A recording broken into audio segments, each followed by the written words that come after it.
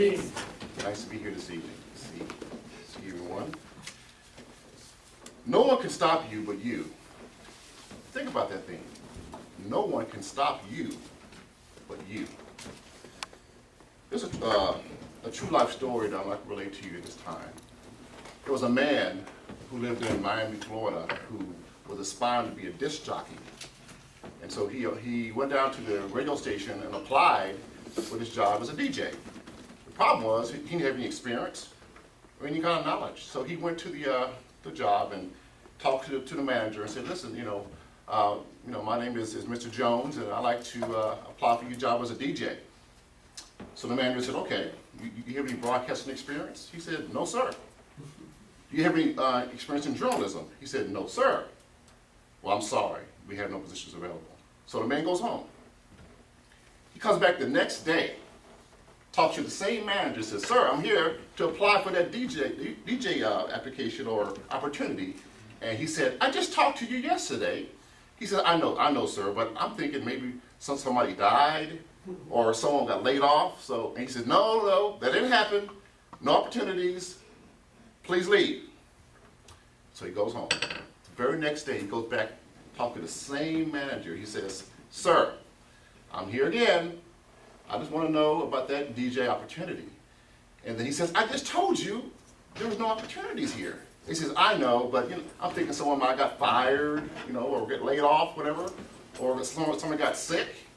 Any reason. He says, no, those didn't happen. Don't come back no more. Go, leave. There's no opportunities. You have no experience. The fourth day, he comes back. He says, sir, I'm here, applying for this job as a DJ. And then the manager looked at him and said, go get me some coffee. So he goes, gets the coffee, comes back, and he gets hired. What's the moral of this story? Persistence pays off. In other words, someone's opinion of you does not have to become your reality. It could have been if he didn't keep going back and forth, pursuing that dream he had of being a DJ. Someone's opinion of you does not have to become your reality, and it did not in that particular case there. The second story, and these are true stories, by the way. The second story is this. There's a man, his name is Sterling Moss. He's an American race car driver. And he was known to be a winner. He won most of his races that he participated in. But this one day, he ran the best race of his life, and he didn't even win the race. Let me tell you the story. He was going around the track. It was a 500-mile race. He was winning ahead of most of the race. It wasn't a surprise. He was a winner. He was going around the last curve, headed to the finish line. He blows a tire. The engine blows, the tire blows, and all that. And the car stops about 100 feet short of the finish line. Sterling Moss sitting in his car. And then he looks out, and then the car that was in second place passes him. The one that's in third place passes him. All these cars starts passing him and goes across the finish line while Sterling Moss sits there in his car and watches every one of those go by. 100 yards short of the finish line. But you know what he did? He got out of his car. He was tired. He was worn out. He pushed that remarkable car 100 yards across the finish line. And when he crossed the finish line, he fell down. He was exhausted. The medics came out there and put him on a stretcher, took him to the hospital.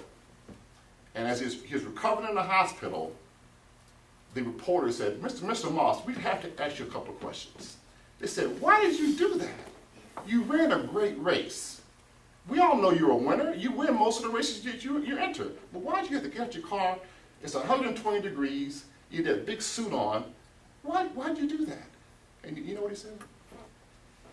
He said, I didn't come here to win the race. I came to finish.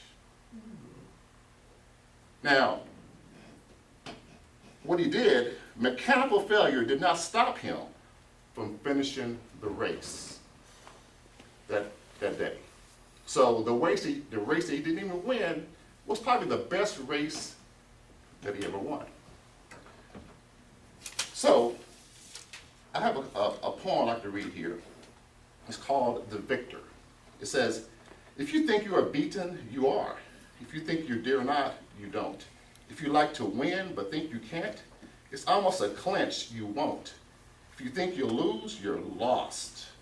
If you think you'll, for out in the world we find, success begins with a fellow's will. It's all in the state of mind. If you think you are outclassed, you are. You've got to think high to rise. You've got to be sure of yourself before you can ever win the prize. Life's battles don't always go to the stronger or faster man, but sooner or later, the man who wins is the man who thinks you can. And finally, you can be whatever you want to be. There is inside you all the potential to be whatever you want to be, all of the energy to do whatever you want to do. Imagine yourself as you would like to be, doing what you want to do, and each day take one step towards your dream.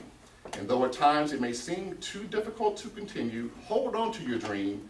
One morning you will awake to find that you are the person you dreamed of, doing what you wanted to do, simply because you had the courage to believe in your potential and to hold on to your dream.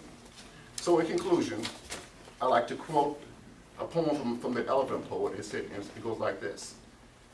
Fleece and locks and black complexion cannot fork with nature's claim.